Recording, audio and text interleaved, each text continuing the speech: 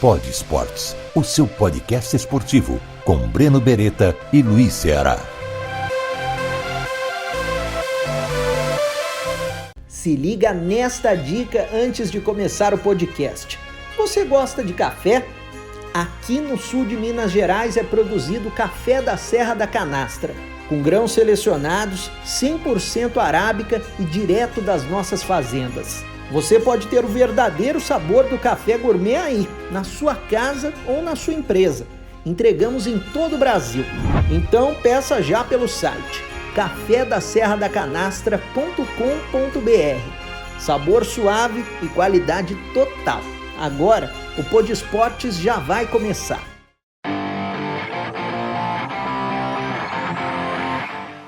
Lá vai Roberto, bateu pro gol! Sensacional de Roberto! Mas que gol! Uma finta de corpo desconcertante sobre o zagueiro central Mauro, que também ficou olhando não sei o que. Veja bem. E uma bomba no ângulo. 4, 3, 2, 1. Fogo, Roberto! Gol do Vasco! Roberto, Zanata, ainda Zanata, 45 agora, Roberto, golaço sensacional de Roberto, gol de placa de Roberto, aos 45 em cima, deu chapéu e tudo mais na grande área do Botafogo. Começando mais um Pod Esportes e hoje uma figura muito especial, não só do Rio de Janeiro, mas um dos maiores atacantes da história do futebol brasileiro, que marcou gol contra tudo quanto é time, porque foram 21 anos de Vasco, né, Ceará? É verdade, queria deixar um abraço pro Roberto, muito fraterno, porque o Roberto, eu entrevistei ele a carreira inteira dele, graças a Deus, pude chegar perto desses caras que são os grandes ídolos da história do futebol brasileiro. Hoje não tem mais, hoje tem 2 ídolos, antigamente tinha 20, né? E o Roberto era um desses ídolos, né? Um jogador que tinha uma intimidade com o gol, né? Fora da realidade, ele fazia gol com uma facilidade. Os grandes artilheiros faziam isso, mas ele fazia gol com uma facilidade, com talento. Eu estava me lembrando agora aqui exatamente do gol que ele fez, aquela que o Bebeto faz. O Roberto fazia de forma brilhante, cabeceava. Então é uma honra muito grande ter você aqui para contar um pouco dessa história e saber o que você está fazendo agora, viu, Roberto? Legal, Ceará. Para mim é uma satisfação estar falando com você, cara. Da minha geração também, né? Então, é um orgulho, um prazer muito grande. Legal, vamos lá. Então eu queria que você começasse assim, Roberto, falando o seguinte, vamos começar pelo contrário, né? Você foi presidente do Vasco durante um período, né? Não é muito comum um grande ídolo virar presidente de clube, não é comum. O que te levou a tentar ajudar o Vasco, a tentar colocar o Vasco numa situação melhor? O que é que te levou a isso, Roberto? O que eu busquei, Ceará, naquele momento foi realmente essa palavra de tentar unir o Vasco. O Vasco tudo muito dividido e as pessoas se achando mais importantes do que o próprio clube. Então, eu entendi que a união seria e continua sendo importante para que o Vasco pudesse realmente ter uma vida, um rumo mais tranquilo, fazer do Vasco não só um time competitivo, mas também ter o Vasco como um clube cumprindo com as suas obrigações dentro de uma realidade. E para isso, você depende não só da administração, mas depende das pessoas que estão ali em volta. Você tem oposição, faz parte do jogo, mas a dificuldade que eu vejo maior e que foi dentro da minha administração foi essa coisa do relacionamento e da vaidade de algumas pessoas. Roberto, como é que você vê hoje a atual situação política ainda em cima dessa situação, né, do Vasco? Porque vira e mexe um querendo puxar o tapete do outro, a gente vê que o Vasco não consegue ir para frente, não consegue se acertar dessa maneira que você queria. justamente por vaidade e pelo pessoal querer o poder, né? Não, eu acho que a coisa vai ficar melhorando, vai melhorar, entendeu? Eu sempre me coloco, no caso, nesse momento para o Vasco, no momento que o Vasco, o dirigente, ou o presidente do Vasco, o Campilo, qualquer outro representante do Vasco, que busque alguma coisa que venha de encontro àquilo que eu penso que seja de interesse da instituição, porque o que eu quero é isso, é ajudar. Se eu não puder ajudar, eu fico na minha casa, vendo os jogos, né, deixando a direção trabalhar tranquilamente. Então, tem gente que prefere ser uma oposição para que a coisa não dê certo. Então, eu penso de uma outra forma. Estou torcendo para que o Vasco saia desse momento. A realidade do Vasco ela é difícil, é delicada financeiramente. Ela é delicada financeiramente, é uma situação bastante difícil. Mas é a situação da grande maioria dos clubes brasileiros. Sem dúvida. O Vasco, grandes clubes, e aí eu estava até vendo, ontem eu estava vendo isso aí. O Flamengo hoje, que tem uma vida, vamos dizer, uma vida mais saudável, mas tem compromissos que estão lá, que chegam perto da casa desses grandes clubes, de 300, 400 milhões de dívida, mas está tudo, vamos dizer, tudo já foi negociado, tudo já foi feito, e acho que esse é o caminho que os grandes clubes brasileiros precisam fazer, né, esse dever de casa. E aí já entrando, desculpa se eu estou já passando por cima, o meu problema e o problema do presidente atual, o problema de outros presidentes, é que você não administra um passivo, um ativo, você administra um passivo. E esse passivo você tem que estar ali, você é presidente, você tem que cumprir isso. Então essa é a dificuldade maior. Então acho que o Vasco vai encontrar esse caminho, precisa encontrar esse caminho, já mostrou a força da sua torcida com relação ao número de sócios que aumentou de uma forma significativa. Então, para trabalhar sério, quem quiser ajudar, e aí eu sempre me coloco para o atual presidente e para as pessoas que estão hoje buscando isso. Tudo que for possível fazer para ajudar o Vasco, eu vou fazer. Para atrapalhar, estou fora, fico na minha casa e continuo torcendo. O Vasco tem uma história monumental, né? A história do Vasco, do clube, né? Desde a época em que foi o primeiro clube que colocou um negro para jogar futebol, né, no Brasil. A história... Tem o próprio estádio, né, cara? Tem o seu próprio estádio, tem um patrimônio absurdo. Na verdade, se você for olhar isso, se você for olhar aquele entorno ali do São Januário, o clube, é um negócio enorme, né?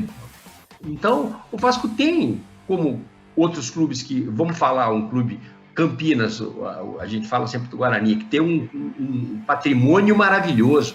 Então,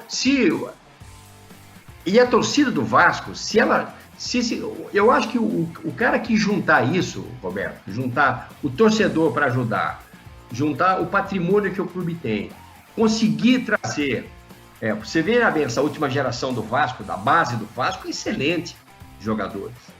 O Vasco começou a jogar com um molecado agora que dá até medo. O clube, esse é o início do caminho, né, Roberto? Para a recuperação, eu acho. Esse É verdade, acho que esse é o caminho. Você tem que fortalecer esse trabalho da base. O Vasco está fazendo o caminho certo, que é o caminho do CT, né?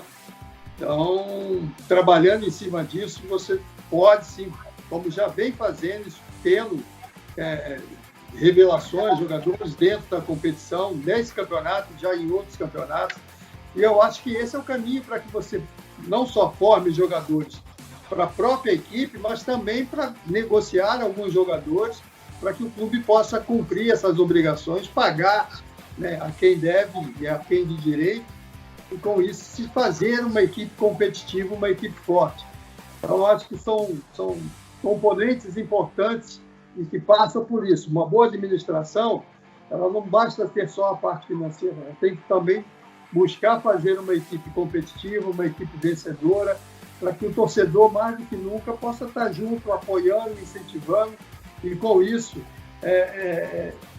proporcionando a esse torcedor, como você colocou aí, o Vasco nesses últimos 6 meses, 8 meses, mostrou a força da sua torcida, botando mais de 180 mil novos, 180 mil novos não, mas mais 150 mil novos sócios, já que tinha quase 30 mil. Então, acho que mostra a grandeza, a força do Vasco, e eu torno a dizer, se o pessoal deixar, quem quiser trabalhar, quem está ali para trabalhar e fazer o trabalho certo, o Vasco vai voltar a cumprir essas obrigações, né, a parte financeira, mas, ao mesmo tempo, fazer o que é a razão do futebol, fazer equipes competitivas e vencedoras. Ô Roberto, como é que você lidou com essa pressão de ser presidente do Vasco, você sendo o maior ídolo da história do clube?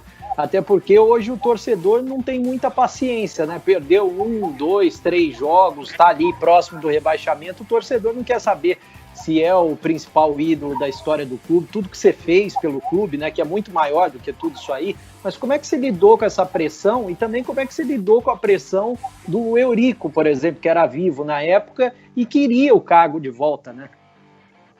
Eu acho que esse é um dos pontos, né, da dificuldade que você tem, porque esse processo ele já vem, processo que eu quero dizer, administrativo, no período lá do Seu Calçado, depois do Eurico e tal, essa coisa toda.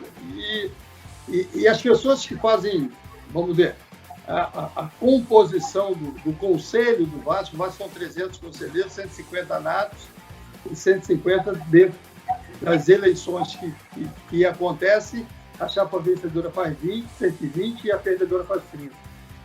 Eu acho que o estatuto ele tem que ser visto e revisto mais uma vez, senão você fica muito preso a essa situação. Entendo que essa parte administrativa e financeira não foi do período só do Roberto. Eu entrei em 2008 e tive que pagar atletas de 2000, 2001 e 2002. Então, eu não administrei o meu período como presidente, só presidente do Vasco, com as obrigações que o Vasco tinha naquela fase. Eu tive que cumprir coisas que já não cabiam mais recursos, né? Ações que já estavam, já tinham vencido todas as etapas. Então, ou eu cumpria, ou então o Vasco ficava numa situação de que não poderia ter patrocínio, não poderia buscar novos parceiros, entendeu? Então, infelizmente, essa coisa acontece dentro dos grandes clubes. E eu tive que correr atrás disso e tive, como eu falei, eu não entrei para administrar o meu período. Eu administrei uma fase que veio lá de trás, entendeu? E torço para que também o presidente atual também vai estar vivendo essa situação, entendeu? Mas eu espero que o Vasco possa, pelo tamanho do Vasco, pela grandeza do Vasco, pelos parceiros que o Vasco pode e tem condições de conseguir, o Vasco encontre esse caminho para cumprir essas obrigações, para fazer aquilo que seria e que é o dever de casa. Dizer que hoje, e aí, mais uma vez, você tem que fazer comparações. Os outros clubes também que tinham e que têm uma dívida parecida, alguns vivem a mesma situação do Vasco. Outros não, porque conseguiram administrar, não só administrar, mas trazer novos parceiros e estão pagando, e vão pagar ao longo dos anos aí que vão vir pela frente. E aí deu para se respirar e fazer uma equipe competitiva.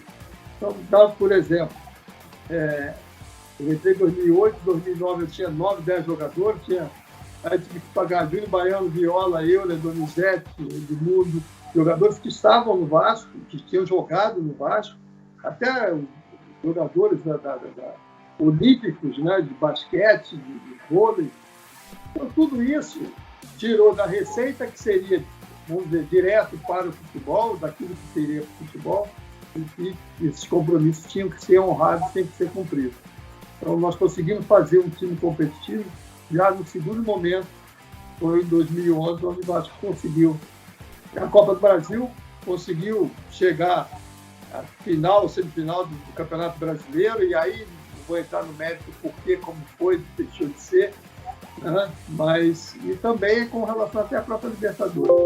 Então, o que eu vejo em tudo isso é o seguinte, é botar o pé no chão e saber me mostrar que, olha, eu entrei para ser uma solução, eu achava que poderia e poderia buscar isso junto com pessoas que estavam ali. Aí muitos, desculpe se eu estou me estendendo muito. Não, pode falar. Pode falar. Imagina. As pessoas falam, o Roberto não é um bom administrador, mas eu tinha dentro do meu quadro pessoas qualificadas, pessoas capacitadas. A parte financeira tinha um ex-secretário de Fazenda que queira ou não, o cara tem que ser competente, tem que ser bom para movimentar e ver essa coisa. E buscar novos parceiros, o que me ajudou foi essa credibilidade de ir buscar novos parceiros, entendeu? Fizemos contrato com a Pênalti, mas o Vasco já tinha uma pendência com a Pênalti, que nós tivemos que pagar também a Pênalti para fazer um novo contrato. Então, tudo isso não foi falado, tudo isso não foi colocado, porque, como se diz na gíria, é tiro de tudo que é canto, e você tinha que pensar e focar naquilo que seria a administração do clube. Conseguiu fazer uma equipe competitiva, uma equipe boa dentro desses campeonatos. Tivemos o rebaixamento, como eu falei, quando a coisa está errada é o presidente, quando a coisa está dando certo é o outro lado.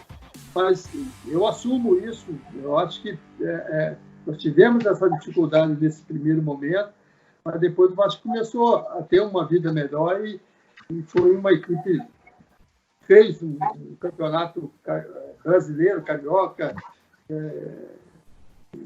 e a própria Copa do Brasil que o Vasco conquistou com uma equipe que, para mim, hoje, eu coloco. E aí vocês podem até analisar, e é claro que, no decorrer do tempo, alguns com mais idade. Fernando Praz, Fagner, Dedé, Anderson Martins, Ramon, nós tínhamos Juninho, Felipe, Alexandro, o Éder Luiz, então, jogadores que Carlos Alberto, jogadores que tinham muita qualidade, entendeu? E que foram jogadores que jogariam em qualquer grande equipe, é claro, nas devidas proporções de hoje, mas que foi uma equipe competitiva. Então, é isso. O futebol a gente tem que preparar. Hoje, nosso vamos ver, diretamente nosso adversário, direto do Flamengo, né, dentro desse cenário do futebol, que hoje o meu melhor amigo é o Zico, com quem eu fui adversário lá dentro do campo. Né? Então, o que eu vejo, o Bandeira teve as dificuldades dele lá, trabalhou, conseguiu reverter, é uma outra situação, e hoje está colhendo frutos, está começando a colher frutos com resultado, com conquista, mas também tem os compromissos, todos eles trabalhando para serem cumpridos. Então é isso. Desculpa eu me estender um pouco com relação a isso, mas a dificuldade que muitas das vezes as pessoas fazem um julgamento, dá como exemplo, a vida tem umas coisas engraçadas e até interessantes. Quando o Vasco conquistou a Copa do Brasil em 2011, foi apontado como uma das grandes administrações do futebol do Brasil.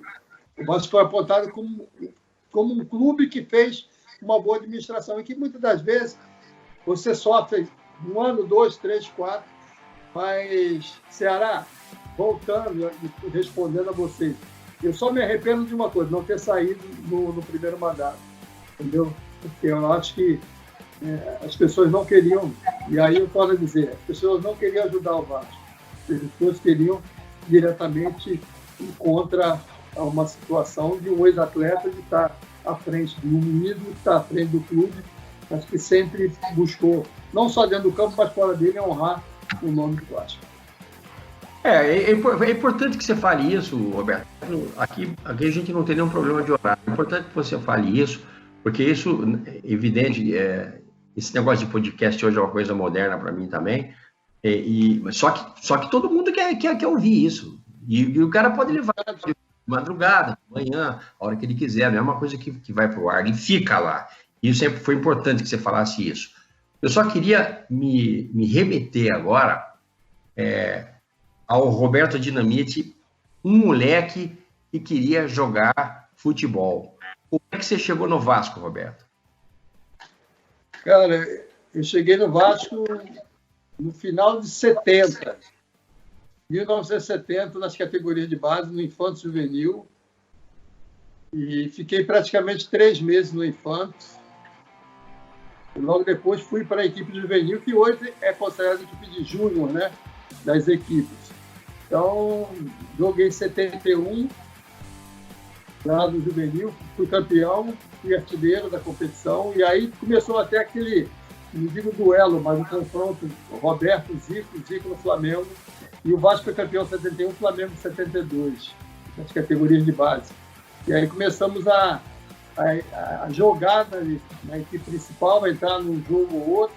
E eu estava vendo até agora, o Maracanã está completando 70 anos, e eu, no meu primeiro jogo no Maracanã, eu fiz o gol.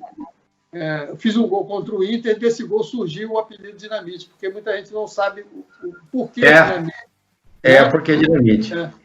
Então foi desse jogo contra o Inter no Maracanã, fiz um gol com chute forte fora da área, e o Jornal dos Esportes, aqui, o jornal Rosinha aqui do Rio de Janeiro, colocou na primeira página: o garoto Dinamite, em razão de 17 anos, o garoto Dinamite explode no Maracanã, e aí ficou esse apelido. Então, tem uma história, como vocês colocaram, 20 anos, cara, defendendo o mesmo clube, é muito difícil, são poucos. Até a gente tem um tempo atrás eu falei com o Pelé e com relação a isso. Existem 3 jogadores no mundo, no Brasil, mas acho que no mundo, 3 jogadores que vestiram a mesma camisa por mais de 1000 partidas. Pelé, Rogério Ceni e eu com a camisa do Vasco.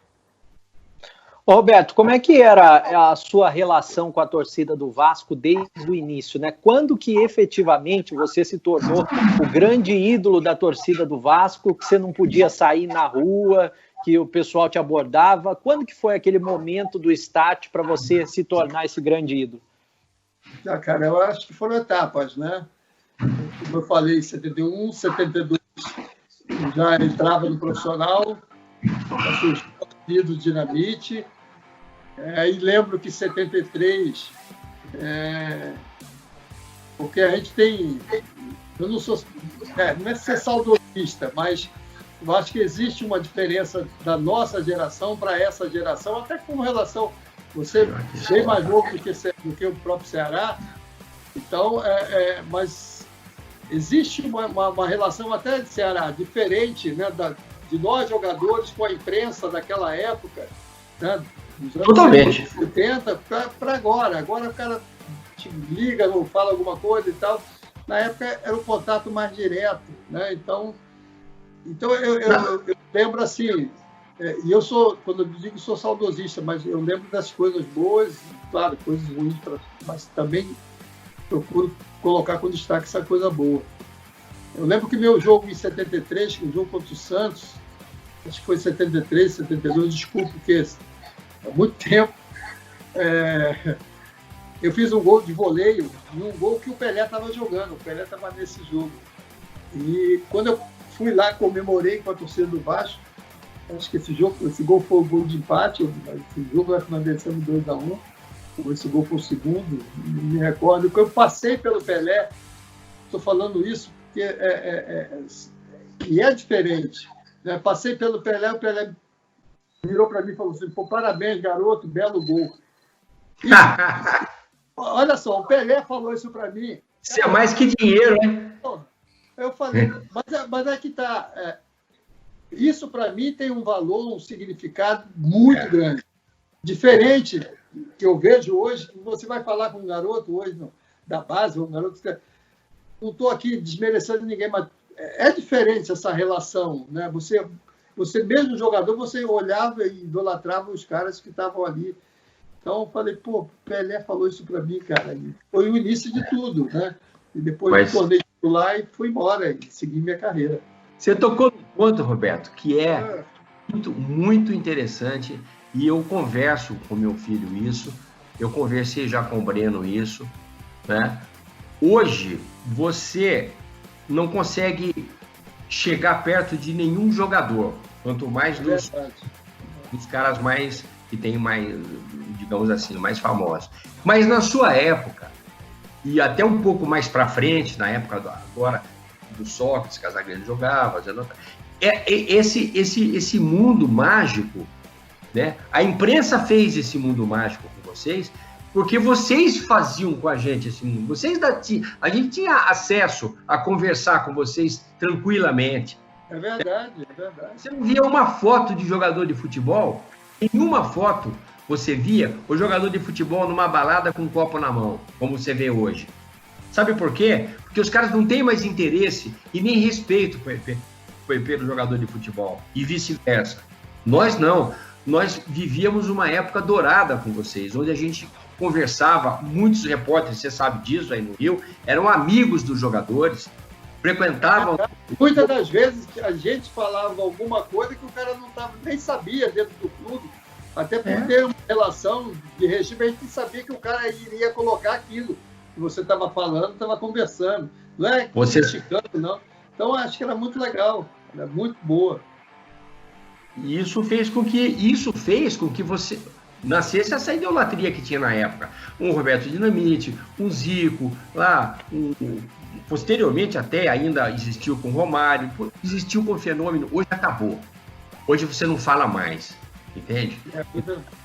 Então é muito difícil. Essa idolatria de vocês, quer dizer, esse mundo mágico que se criou em torno desses jogadores dessa época, e hoje até, como eu te falei, você não pode andar na rua no Rio de Janeiro, que é complicado para você. Isto é por causa dessa relação, desse relacionamento criativo, de amizade e de respeito que existia pelo jogador de futebol. A gente respeitava vocês, vocês eram os nossos ídolos e conversavam com a gente.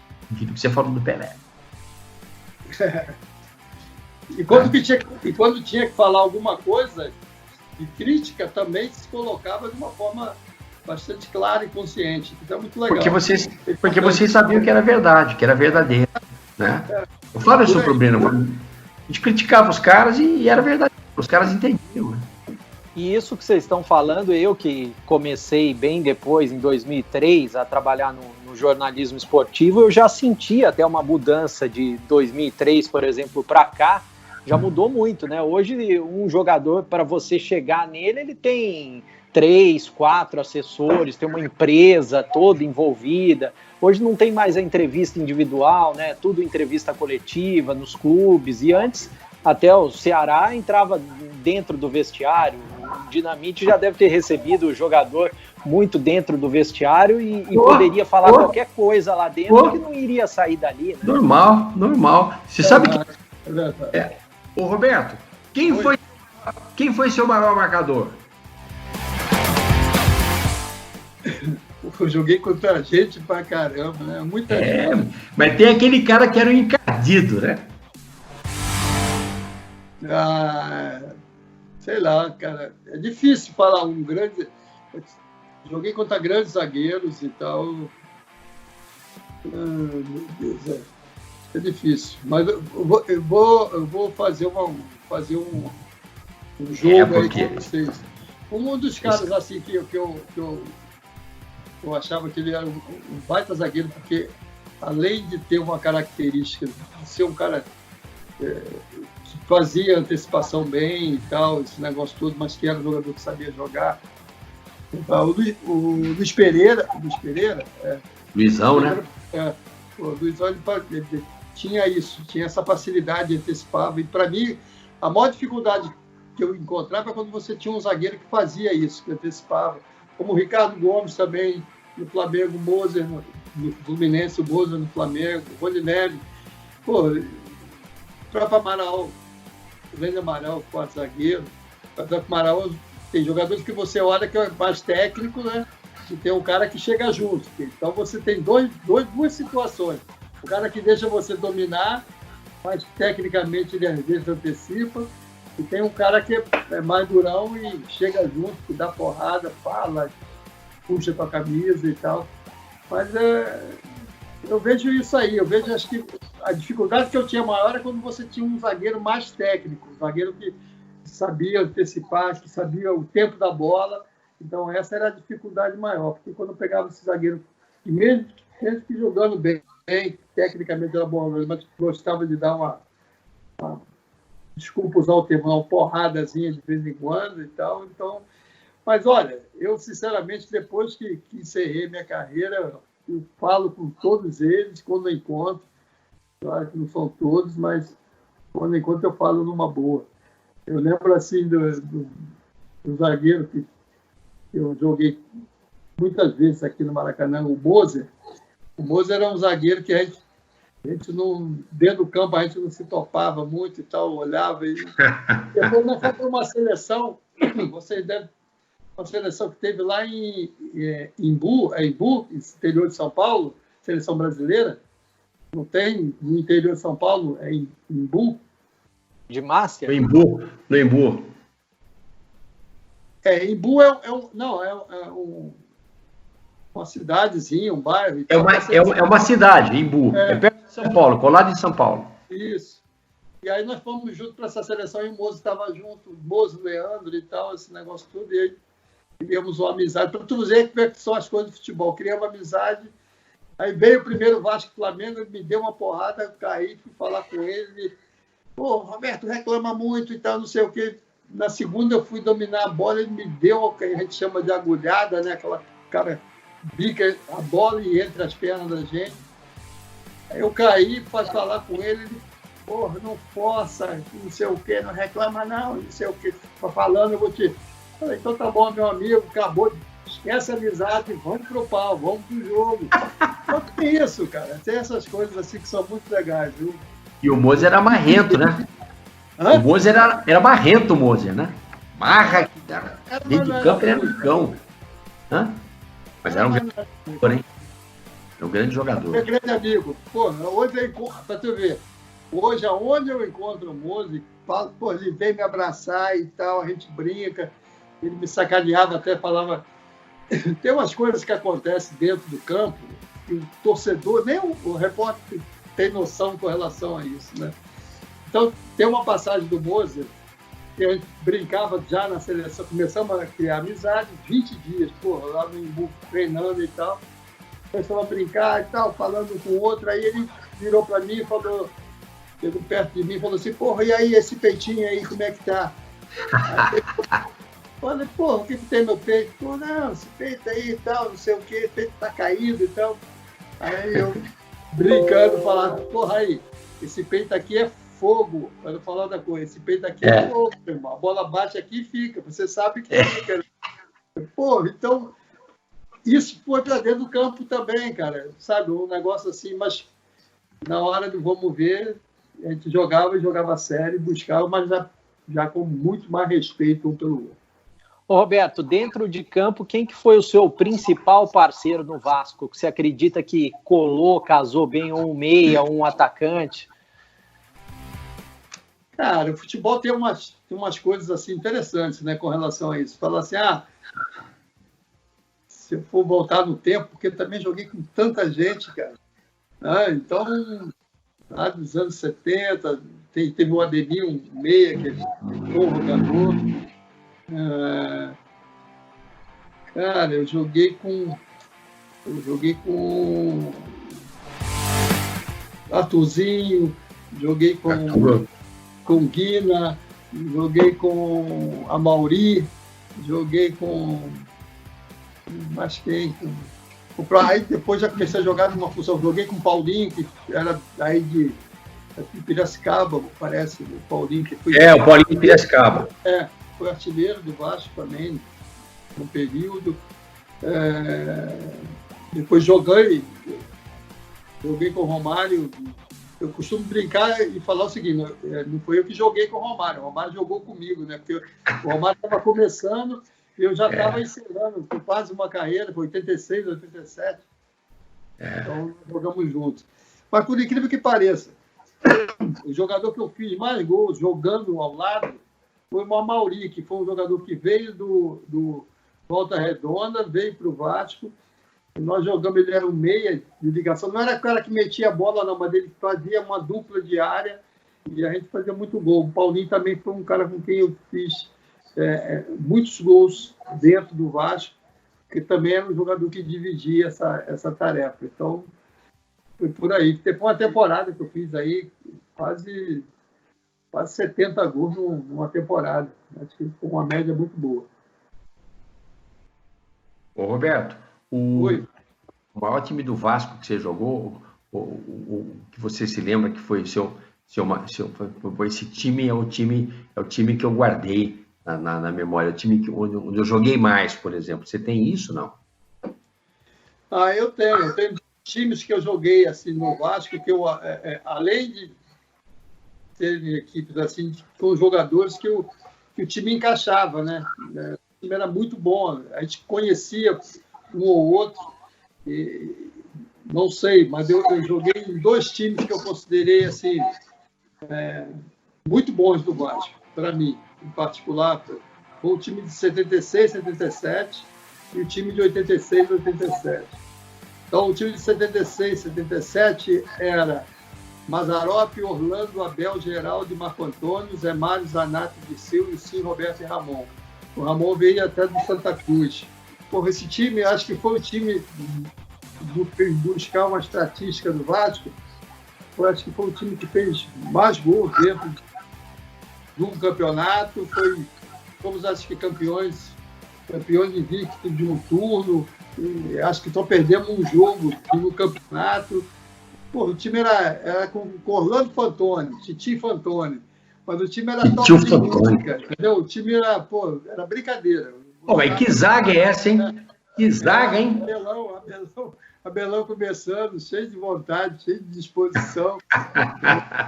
Mas o time era muito... As peças se encaixaram. E depois teve o time de 86, 87, que era o Acácio, Paulo Roberto, Donato, Fernando, Mazinho, Dunga, Giovanni, Luiz Carlos, que veio do Grêmio, Tita, eu e Romário.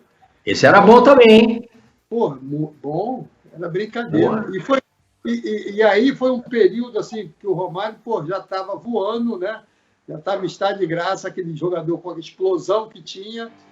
Um garoto iniciando, já estava saindo um pouco mais da área para proporcionar isso para ele. Então, metia de 2 que eu metia para ele, ele fazia 1. Então, realmente, esse time de 86, 87 foi fantástico também. Roberto, queria que você falasse um pouquinho sobre seleção brasileira, né? Que você foi para 2 Copas do Mundo e acabou indo no lugar de jogadores cortados, mas hoje, por exemplo, você seria titular absoluto com essa falta de camisa 9, não desmerecendo os jogadores da atual seleção, mas queria que você falasse também desse gostinho que ficou de não ter ganhado uma Copa do Mundo e como é que foi as 2 Copas do Mundo que você foi.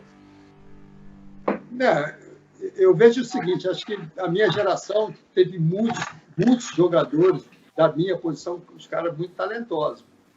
Entendeu? A gente está falando agora de Campinas, aí o Careca, tem sobre... Eu sou um cara muito realista, assim, muito claro com a minha carreira e com a função dentro do campo. Então, tinha uma situação assim, por exemplo, 78, eu vivi uma situação de ser reserva de um outro cara que, para mim, era um fenômeno, que era o Reinaldo. O Reinaldo, tecnicamente, um jogador excepcional, tinha um problema, infelizmente, ele teve um problema no negócio dos meniscos, né? Problema do joelho, mas que, sem sombra de dúvida, nos 76, 77, 75, o Reinaldo era voava. Cada gol sensacional. E aí eu fui para essa seleção de 78. E o Reinaldo era o titular.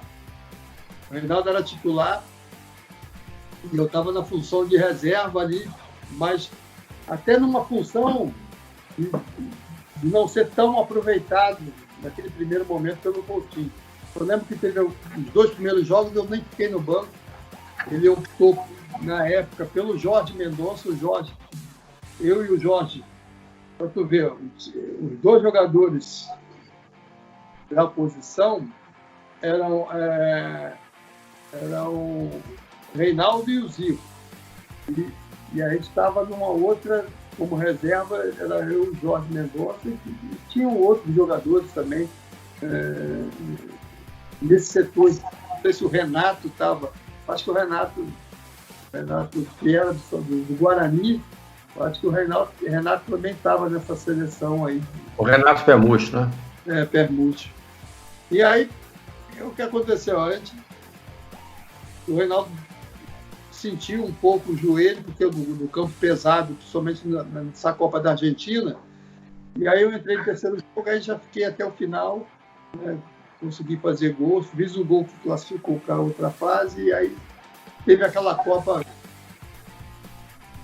que a gente tem que respirar 2 vezes para falar da vitória da Argentina, né? Eu acho que nós perdemos a Copa em cima do resultado do jogo da Argentina e por ter caído uma chave onde se trabalhou, não digo que beneficiou, mas se trabalhou para a Argentina chegar ao título.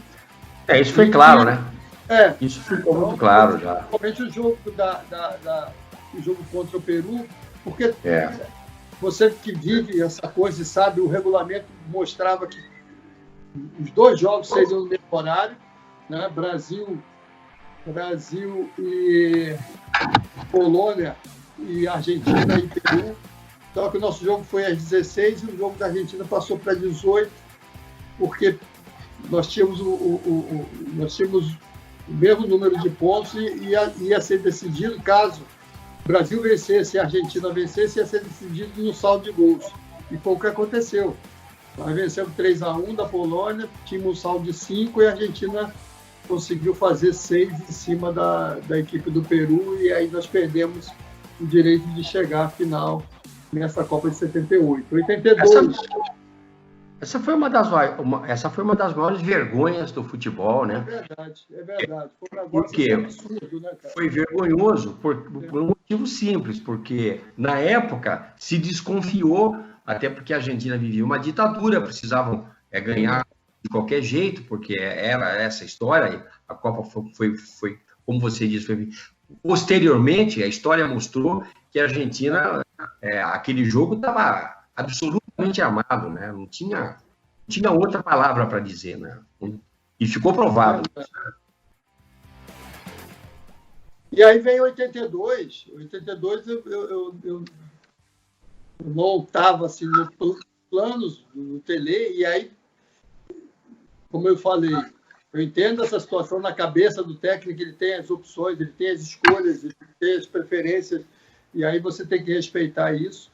Mas o que eu via era ter que continuar trabalhando, me dedicando no Vasco e tal, para poder pensar em alguma coisa, porque o jogador ele só é convocado pelo que ele faz no clube, né? Então, na época ele tinha 2 jogadores que já estavam jogando na seleção há bastante tempo, jogava antes da própria Copa, acho que já estava 2 anos entrando o Careca, o Serginho, Careca, o Serginho e tal, esse negócio. Isso. Todo. E aí teve o problema do Careca. Eu lembro que eu estava com o Vasco, cara, fazendo um amistoso em Brasília, né? O Vasco estava jogando contra o time de Brasília, acho que não sei se foi a Brasiliense, ou Gama, um desses times de Brasília. E aí terminou o jogo, nós ganhamos de 1-0, eu fiz até o gol e tal. Estou saindo do campo, o cara me bota o fone e falando, não, tem que falar agora aqui e tal, você está sendo convocado para a seleção e tal. O Careca teve um problema, teve uma distensão e tal, e não sei o quê. Falei, pô. E aí botaram o fone, aí botaram o Tele para falar, né, comentando a situação do Careca e tal, não sei o quê. Eu também lamentei, agora eu sou um jogador, sou um profissional. Lamentei, mas falei para ele, não, mas eu estou aí e tal, né? Aí falei com o Gilberto Tim também, que era o preparador físico. Vim para o Rio e tal, e embarquei vim para o Rio, fiz a minha mala e embarquei para a Espanha. E aí cheguei lá, me apresentei, treinei, estava treinando, estava super bem, mas entendia que, na cabeça, antes do negócio do Careca, que tecnicamente era excepcional, podia ser até melhor do que eu, mas ele fazia gol pra caramba e eu fazia gol também pra caramba. E aí eu vou para substituir o Careca e tal, estou treinando, me dedicando e pronto para servir a seleção, esperando esse momento. Entendeu? Esperando, porque Ceará, você viveu isso como profissional, você buscou o seu espaço, você esperou o seu espaço para poder chegar. E como jogador não é diferente. Pô, então, como jogador... E você sabe, melhor do que ninguém, que seleção são 22, 23, 22. Pô, você tem os 11 na cabeça do técnico, o técnico tem os 11 titulares dele. Tem na cabeça. Você tem 3 ou 4 ali que tá voando também, tá querendo chegar e que tem chance, entendeu? Falar, olha, eu tô aqui e tal, e não sei o quê. Então, eu acho que até é saudável isso. Então, foi o que eu estava fazendo, estava trabalhando, esperando a oportunidade, mas, infelizmente, em razão até dessa seleção de 82, já está há muito tempo juntas, treinando e tal, e não me foi dada vamos dizer, a oportunidade de, pelo menos, ficar no banco em um desses jogos da seleção, que, para mim, foi a melhor seleção da minha geração, né, de jogador, os caras que estavam ali, era brincadeira. Mas é aquele famoso se desse uma oportunidade, eu queria ter uma oportunidade de poder jogar com os caras, entendeu? Eu achava os caras acima da média, quando eu digo assim, eu achava os caras da minha excepcional, entendeu? Você sabe? Não aconteceu, e aí veio os jogos, apesar de o Brasil ganhando e convencendo, o Brasil, todo mundo endeusando o Brasil, reconhecendo o trabalho e tal, mas aí veio o jogo da Itália e, infelizmente, nós perdemos a classificação, entendeu? Perdemos, eu acho que perdemos porque acho que a gente estava tão eufórico, tão para cima, tão confiante em tudo, e a gente não admitia de que o empate classificava o Brasil, né, e que nós poderíamos jogar em cima daquilo ali já no final da partida. Mas não, o Brasil vinha fazendo grandes jogos, grandes apresentações, que isso aí, vamos ver, atrapalhou um pouco essa hora de pensar aí de segurar esse jogo. Você sabe que o Careca, ele diz isso que você está falando, né? Ele sentiu muito não poder ter condição de brigar pela posição, sentiu estar machucado, porque aquele time realmente era um time... Foi da nossa família. Essa seleção que perdeu e que o brasileiro sabe a escalação até hoje, e foi o jogo mais bonito. Cantou, né? Jogou pra caramba, todo mundo... Mas é aquele negócio, você tá ali, você não tá, aparece a chance, você tem essa oportunidade.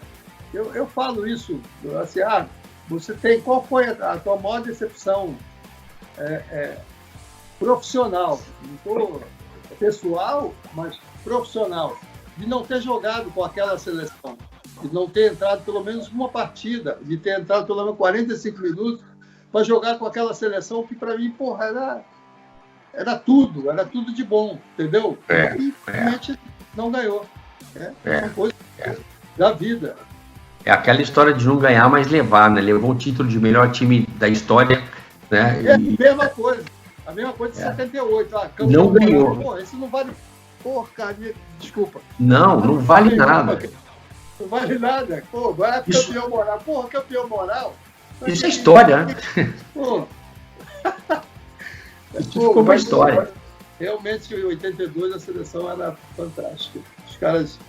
Eu falo, Roberto, jogador de futebol, atleta, como eu fiquei frustrado não ter tido pelo menos uma oportunidade de jogar pelo menos 45 minutos. Não é ser titular e tal, pelo menos ter tido uma oportunidade que, infelizmente, não aconteceu.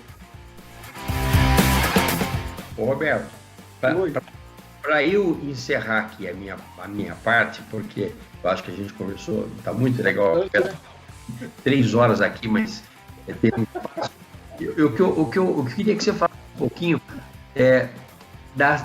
do momento atual da seleção brasileira. Existem muitas críticas à seleção, que o técnico, o Tite, ele disse que ia mudar tudo depois da Copa, que ele ia refazer a cabeça dele, mas parece que ele não está encontrando nem o jogo, nem o time, né? Ou você pensa diferente, Roberto? O que eu vejo com relação à seleção, a cobrança ela vai ser constante, vai existir sempre e faz parte de isso, porque faz parte que você, teoricamente, você escolhe os melhores jogadores do seu país. É claro que sempre em seleção, ou a imprensa, ou o torcedor, ou o jogador, ele acha que teria que ter mais de um jogador ou outro dentro da seleção brasileira. Eu acho que a nossa seleção ela tem jogadores com muita qualidade, mas ela precisa, não digo nem de um padrão ou uma forma de jogar, mas precisa ter um senso de responsabilidade, de ser passado de um para o outro, entendeu? A responsabilidade que eu quero dizer é o seguinte: o que nós temos de melhor? Aí vai, comparando a de 82, ela não ganhou, mas, porra, ela jogou pra caramba. Não ganhou, mas jogou. Nós fomos para depois dessa de 82, sem sair muito dessa situação, e fomos campeões lá com Parreira, em razão de quê? De querer jogar diferente. E aí, por quê? Porque o Brasil tinha, além de jogar diferente, tinha 2, 3 jogadores, tinha 2 jogadores na frente que faziam a diferença de qualquer jeito. Como teve também lá com o Ronaldo e o 2002, né? 2002, porque, pô, você tinha uma seleção tal, padrão, mas tinha uma seleção que os caras faziam a diferença. Aquela seleção do Parreira, ela de 94, era uma seleção pragmática, né? Ela entrava para ganhar o jogo. Não, mas foi isso. Eu acho que até em cima dessa coisa de 82, depois 86, Parreira, aí 90, pô, não ganhavam, o Parreira falou, então vamos embora. E aí você tem que admitir o seguinte: você tinha, naquela seleção, ele fez taticamente, mas você tinha também que reconhecer que você tinha 2 jogadores na frente que faziam uma diferença absurda, que era tanto o Romário quanto o Bebeto, né? E que foi também lá depois com o Rivaldo e com o próprio Ronaldo. Fenômeno. Entendeu? Ronaldo. Então, o que eu vejo é isso. O que eu vejo é que a seleção precisa, a seleção do Tite, entendeu? Ou a seleção brasileira, a gente vai sempre estar cobrando, porque a gente quer sempre acha que a nossa seleção é melhor. Hoje, tem muita gente jogando parecido com a seleção, ou hoje a seleção joga igual às outras seleções. Então, a gente tem que fazer uma diferença. E para fazer a diferença, você tem que ter, acho que é coisa fundamental, além do talento, ou para o talento aparecer, você tem que ter uma equipe encaixada. Essa equipe encaixada é dentro daquilo que você tem de melhor em cada posição, e esses jogadores rendendo e se doando para que isso realmente possa acontecer. Eu não sou saudosista, mas os caras falam assim, mas a grande maioria joga na Europa, acaba a Copa do Mundo, os caras vão embora e tal. Não é isso. Eu acho que a vontade, a determinação, a superação, ela continua, e acho que todo mundo, nenhum desses jogadores não quer mais do que nunca deixar de ser campeão do mundo, e pelo talento que eles têm, eles podem e têm condições para isso. Agora, hoje, vou ser sincero, é uma interrogação de falar, Tite está no caminho certo? O caminho é esse? Sinceramente, não sei. Ô, Roberto, você gosta de café? Você gosta de café? Gosto. A gente vai mandar um presente para você, que é o café da Serra da Canastra, que a gente está enviando para os nossos entrevistados especiais. É um café gourmet do sul de Minas Gerais, e a gente vai mandar aí para o Rio de Janeiro, para o seu endereço, para a sua casa, viu, Roberto? Pô, maravilha. Pô, um cafezinho, ou na parte da manhã, ou agora, né, assim, eu tomo café qualquer hora, viu, Roberto? Tomo café meia hora antes de dormir, eu sou impressionante, cara. Você não acredita, minha mulher toma café 1h e nunca mais bebe café durante o dia. Eu tomo café 10h30 da noite, aí dou uma deitada para assistir um filme, alguma coisa, uma resenha, um futebol, e tranquilo, tomo um canecão. Eu adoro café. E esse café que você vai levar aí, esse é café aqui do interior de Minas, café de primeiríssima qualidade, primeiríssima linha, café gourmet, você vai ver só o que é. Pô, Você vai que maravilha. pra casa.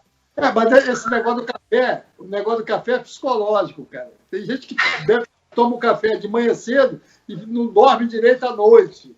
Né? Pô, não tem nada a ver, um cafezinho, pô, um cafezinho da manhã, da tarde, até à noite, pô, cai muito bem. Pô, você não sai. Aí.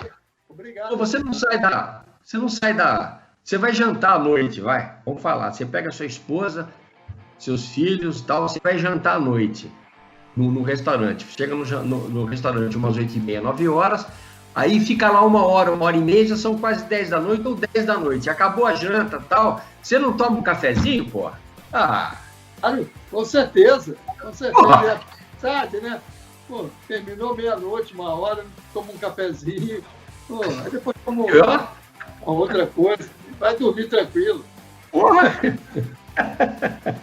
Ô, Roberto, eu queria te agradecer a sua atenção também. O Ceará vai se despedir de você, porque você é uma grande figura do futebol, é um ídolo que a gente tem. Eu não te vi jogar, mas toda a sua história e também vendo os seus jogos do passado, gols, a gente tem você, eu particularmente, você como um ídolo de uma torcida tão gigante quanto é a do Vasco e também do Brasil, né? Quem gosta de futebol gosta do Roberto Dinamite.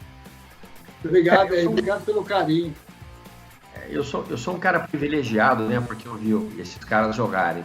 Entrevistei esses caras muitas vezes e sou um cara, me acho privilegiado por isso. Eu sou de uma geração de jornalistas que chegavam muito perto desses jogadores, viajávamos juntos no mesmo avião, né? Levando papo, tendo uma resenha, e a gente respeitava a história deles, respeitava a amizade e respeitava o que eles faziam dentro de campo, que era um negócio... E fora dele também, né? Né, Roberto? Muito obrigado, viu, Roberto, por você ter dado a generosidade. Obrigado pelo carinho, um grande abraço aí, se cuida direitinho aí, eu estou aqui, minha... E desejar tudo de bom aí para você. Você agora, Ceará, parou de o garoto trabalhar agora aí? Não, eu tô trabalhando muito mais, porque a produtora existe... Tá preparando o filho, né? Tá certo. Eu tô só empurrando o cara, né? Aí, um grande abraço a vocês, gente. Foi um prazer muito grande. Obrigado, Roberto. Com vocês. Obrigado. Obrigado, Roberto. Obrigado aí. Grande abraço, amigo. Valeu. Obrigado. Valeu. Tchau. E olha, não desliga ainda que tem os bastidores da entrevista. Não fiz nenhum gol. Saio na rua, me conhece, pô? Você imagina você, pô. Tirando, quero mete a bola e eu paro. Hã? Deixou falar, já viu. Deixou falar, é um abraço. Ai. É isso, cara. Você tá bem? Oi. Você tá bem, Roberto? Tô, cara, tô bem, pô, mas tô em casa, né? Porra, não aguento mais, não, cara. Pô, eu tô em casa, cara, eu tô paradíssimo, eu tô faz 40 dias que eu tô em casa. Aí, dá um pulo ali do outro lado, tá difícil, né? Que você encontra gente e tal. Não, no seu caso, então, tá louco, pô, você sai na rua, meu Deus do céu.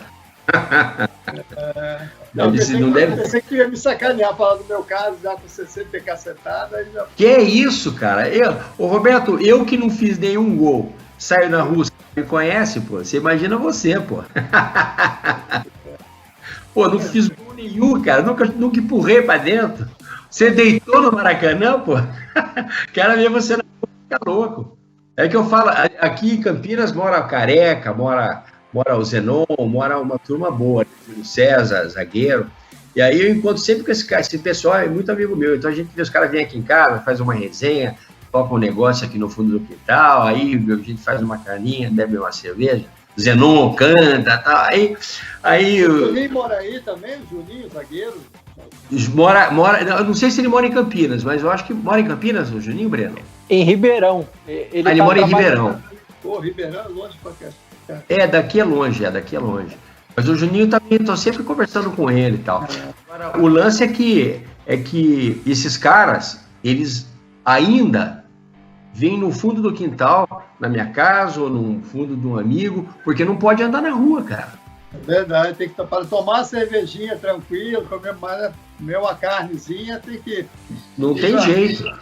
Não dá pra ser em bar, não dá pra ser em lugar nenhum, que os negros, puta, junta bolo, já vai na rua, os negros já falam, você não daqui, entendeu? Imagina você aí no Rio, né, cara? Nossa Senhora, deve ser um negócio absurdo, né?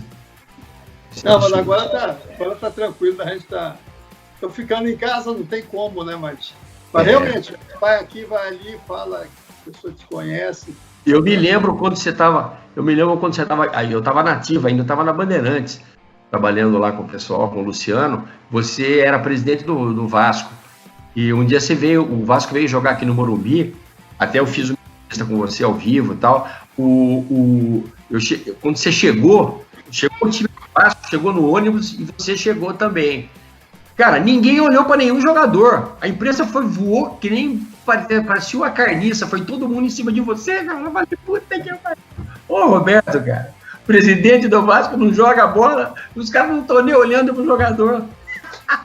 Passou o treinador, passou o jogador, passou todo mundo, a imprensa em cima do Roberto. Que coisa, hein, cara?